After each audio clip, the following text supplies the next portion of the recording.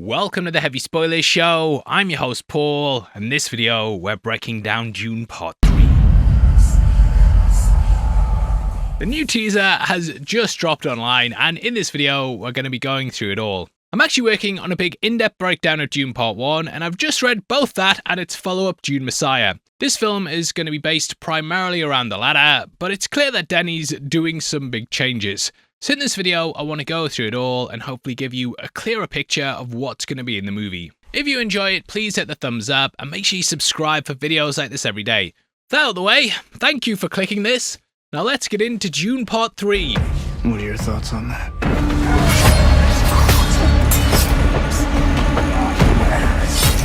I think you're way beyond redemption.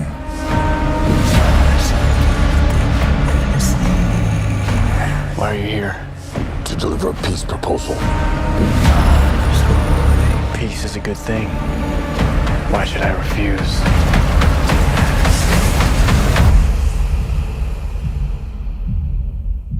Because it's meant to destroy you. Okay, so we begin this trail with Chani and Paul arguing as Chani tells Paul he promised her he would never take power in his name. Due to the hair lengths and stuff, I'm guessing this is in the aftermath of Part 2, where Paul is now the most powerful person in the Duneverse. As she's giving Paul shit, we can also see glimpses of Paul leading his jihad over the last 17 years. Now this is a minor little change, as in the book it was 12 years, but here it's 5 years longer. However, we can see Fremen running into battle, which I'm guessing is happening in the opening. The start of the film's been described as being like Saving Private Ryan, and we'll probably see the jihad during the film's opening. This is followed by a shot of Paul emerging from a crater, soldiers surrounding him, and a forest burning in the background. It speaks to the devastation he's brought forth and how harrowing his holy war has been.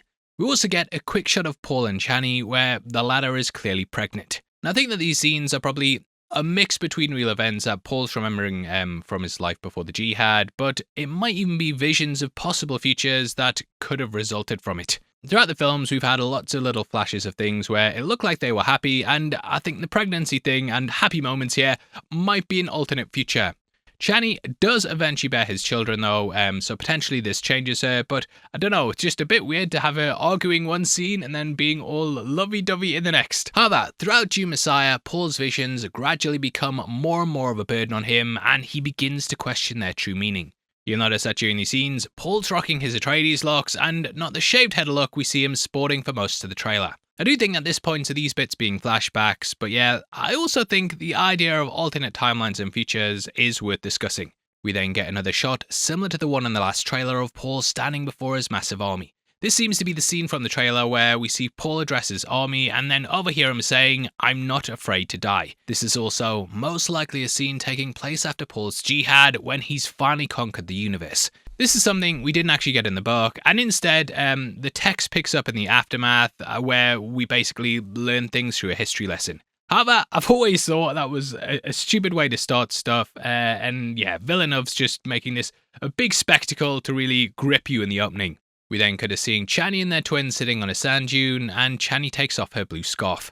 She then lets this float in the wind, and it flaps away, which is quite symbolic. And that's because the item itself is known as a Nazoni scarf. These are worn by Fremen women to show they're romantically committed, and we see Chani wearing this in Paul's visions of them together. So her letting it go here could symbolize that she's leaving him behind and taking the twins with her. You can also see that this shot is from the perspective of some kind of viewfinder, meaning that Paul or someone else is watching them at this moment. Leading to the next shot, we then see someone picking up the scarf and then cut to a close-up of Paul. Now, this is most likely Paul picking up the scarf, but I also think it could be a clever little editing trick, and we might see someone else pick this up and use it against Paul. I think that might be Robert Pattinson's character Sightale, who's someone that's known as a sand dancer. This is basically the Dune version of a shapeshifter, so that could be something that he uses against the character. We can also see Paul wearing the scarf in some of the promo material, so I feel like this is going to act like a MacGuffin for the film, in the same way that the ring was that in Part 1 and 2. The twins Leto and Gamina aren't born until the end of the book, and even there, they are only babies. Here, they are clearly toddlers, if it is indeed them, so it might be a vision, although Denis could have potentially altered things. Shoutouts to Feature First for also pointing out that this and the later shot with Princess Irulan are also direct nods to Lawrence of Arabia. Herbert based the original Dune book around that story, and yeah, it's just nice to see Denny homage it as well. We then see a field of ash scattered with bodies, and what I believe is Alia swiping her feet through the ash before then panning to a field of bodies strung up on giant X's. For the Ash Planet, I think we may be seeing a world destroyed by Paul's conquest, or perhaps the aftermath of one of the most deadly attacks on Paul's life. This happens when an atomic bomb called a Stoneburner is detonated in Arakeen. The blast from this is so bright it results in Paul going blind, which I'm pretty sure we see later in the trailer. This was also done as a way to potentially stop his sight. However, the plan did backfire and Paul was able to perceive the world around him through using his prescience alone. The Fremen do have a rule though where the blind must go off into the desert on their own, as potentially they could hold the rest of the tribe back. So this puts them in a bit of a predicament, and the Fremen as well, who don't want to lose their leader. The shot of Alia looks like it's also referencing a moment on Seleucia Secundus in part 1. Their bodies of soldiers were crucified upside down, and it just shows how similar Paul's reign of terror is. The guys on the crosses should really put some clothes on as well, and if they want to do that, they should check out our merch store right below the video. There we have our Dune Spice Baller t-shirt, which will show people how much you love Shai Hulud. We also have lots of other shirts on there too that cover a range of films and shows. Plus, you get 10% off your first order and more discounts for the more shirts you buy, so get yourself over there and get yourself a deal. Also feel like Alia walking through the desert could be playing off that vision that Paul had of someone walking in front of him, basically destroying everything around him. During this scene, we can also hear a voiceover from Jason Momoa saying, "You've destroyed thousands of worlds." This references, how many worlds that Paul's war has cost, but it also symbolizes how they'll cost the lives of those he loves. Speaking of Jason Momoa, we then get another scene in the teaser of Paul meeting his old mentor Duncan Idaho, or at least a clone of him called Hayt.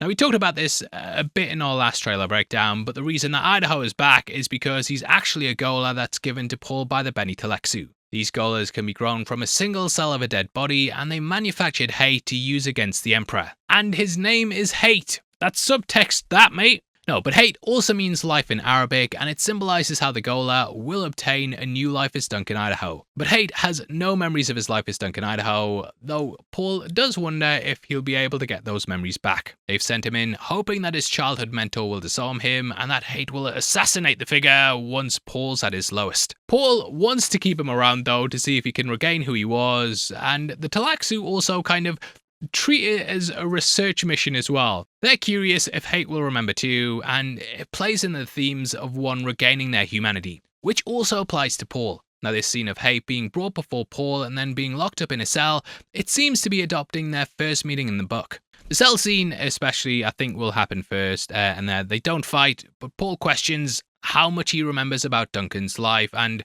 why he's been sent there to kill him. He then allows him to stay because it's just something that he hasn't foreseen in his visions. The pair then have a sword fight like what we get here, and in the book, Duncan was actually Paul's swordmaster. You can also see Alia on the throne behind them as well, which is vast and expansive. Alia somewhat falls in love with Hayt throughout the story, and Duncan becomes forever tied to the house to the point that he's cloned like over and over and over again. Throughout all the sequels, they just keep cloning Duncan, because apparently the guy has a magic penis as well. We also hear Duncan admitting that he was sent to kill Paul, which probably happens later on after this initial meeting. We then see Idaho standing next to Leto's skull, which in the book allows Hayt to access more of his memories. The book even says that when Hayt's flying over the pyramid where it's kept, he feels Leto's hand on his shoulder. So this could be the moment where Hayt regains his memories and rebels against his creator's plans. In between this, we also get a ship flying past a gigantic statue of Paul. Big ego there, much mate. There's also a pyramid in the background, which feels like an upside-down version of the pyramid in Blade Runner. Villeneuve, of course, went on to make its sequel, and I feel like here he's giving a little nod to that. We then get our first look at Robert Pattinson as Skytail. Beside him are the Bene Gesserit and Bene Talaxu, and there's also a metal sarcophagus that floats into the room. We don't see exactly who is in this sarcophagus, but I think this might be our first look at the character Edric. He's an ambassador for the Spacing Guild, and they're all basically part of a conspiracy to assassinate the Emperor. Now, at first, I thought this was Skytail presenting the Gola, but the Warner Brothers official Dune wallpaper titles confirm this is in fact a Spacing Guild sarcophagus. So yeah, is likely that. Now, after the Bene Gesserit Sisterhood, the Guild was actually the second mental physical training school established after the Butlerian Jihad. The Navigators are senior ranked members who've been physically transformed by taking massive amounts of spice to give them a high level of prescience. Their suits are actually anti-gravity tanks filled with spice, and this is in order to maintain their prescient abilities. Edric's involvement actually served to shield their conspiracy from the Emperor's prescient, since oracles had difficulty seeing others in the timescape. We also get another shot of Edric later on when we see his sarcophagus being pulled into some kind of machine. As we flash through these scenes, we also get a beautiful shot of the Fremen seeing the sea for the first time. This is actually ripped directly from the book, where a character called Farrak describes the moment. For the film though, they are using Stelgar, but either way, I think it's building off this bit. I heard there was a thing called a sea.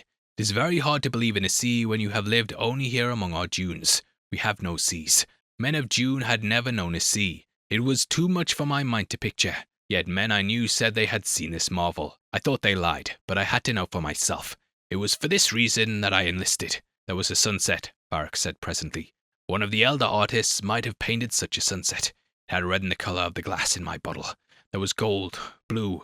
It was on the world they called Enfia, the one where I led my legion to victory. Now this is likely Stelgar during Paul's jihad, and it's one of the wonders of the world that he ends up destroying, which makes you wonder, of the world, should he be doing it? We then get a quick shot of Princess Irulan all messed up and bald. Now, this doesn't happen in the book, but it may be showing her getting caught up in the aftermath of the stone burner, or maybe a bird just shit on her. We then get a better look at Skytail as he's meeting with the Bene Gesserit and Princess Irulan to devise the conspiracy. Skytail himself is part of the Bene Talaxu, who are a group of genetic engineers and practitioners of science that have led to discuss by the rest of the Empire. In Messiah, Skytail is sent to Wallach 9 as the Talaxu representative in the joint conspiracy to kill Paul. This meeting is most likely what we're seeing here, and it's where Princess Irulan is then brought into the plan. She's tasked with preventing Chani from getting pregnant, and this is so that she can carry Paul's child herself and keep the bloodline plan in order. We will talk more about Skytail's shapeshifting in just a moment, but I love how they made Patterson into an absolute freak here, which is almost exactly how they're described in the Dune books. Two small men alike as twins, almost chinless, round faces, pug noses, tiny mouths, black button eyes, and short crop white hair that stood up from their heads like bristles on a brush. There's also a quick shot of soldiers infiltrating Paul's palace. I'm not sure what this is, but we do see Alia as well, and she could be guarding against a hit on Paul's life. We then get my favourite shot of the whole trailer, with Paul standing in front of a giant moon. It illuminates him as a silhouette, and I love it, not just because it's an amazing shot, but also because in Messiah, Paul is tortured with ominous visions of a falling moon. They're used to represent Chani's potential death, and it also represents his falling empire and how the light's closing on his rule. That terrible vision of a lost moon.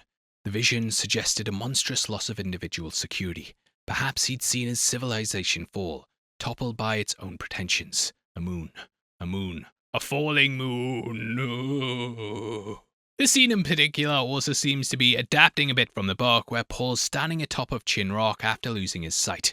Paul stood in the darkness outside the sea edge. Oracular vision told him it was night. That moonlight silhouetted the shrine atop Chin Rock high on his left.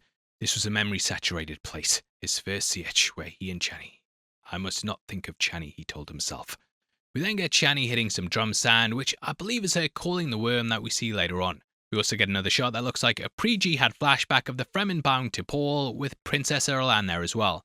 This looks like the end of Dune Part 2, where Chani refused to bow.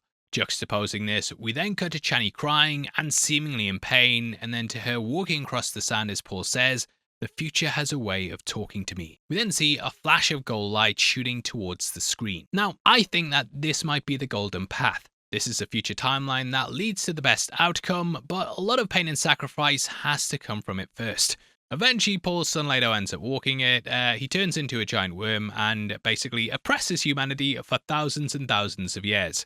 However, this is on purpose, and out of this comes a new, stronger civilization, so it all works out for the best in the end. His line of the future talking to him, though, that happens over two cuts of Chani in pain, and then her walking through the sand, symbolizing the two possible futures he could have. He could let her die in order to walk this golden path, or prevent her death at the cost of everything he and the Fremen have fought for. However, we then see Paul looking rough and saying, "But I can't see what's ahead."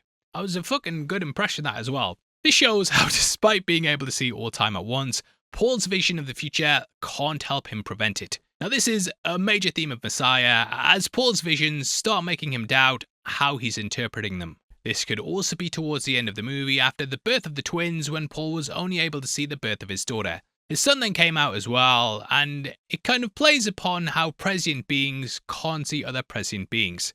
But this did make him think he'd lost his powers. The next scene then shows Chani and Paul having some kind of serious conversation. Chani asks Paul how it feels to be human, and Paul has his knife out. Paul being human is something that's very big in the franchise, and it's actually what the Benny were testing for with the Gom Jabbar. Also plays upon how he's lost his sight, and is such a good moment. We then cut to a shot of Sightale seemingly crashing in some kind of pod. This has led to a theory floating around the internet that Chani in the desert might actually be Sightale in disguise. As I mentioned, Sightale is a face dancer and can shapeshift his appearance, and notice how Chani has her hair completely down here, whereas in all the other shots of her, she either has it tied up in a ponytail or tied to the back.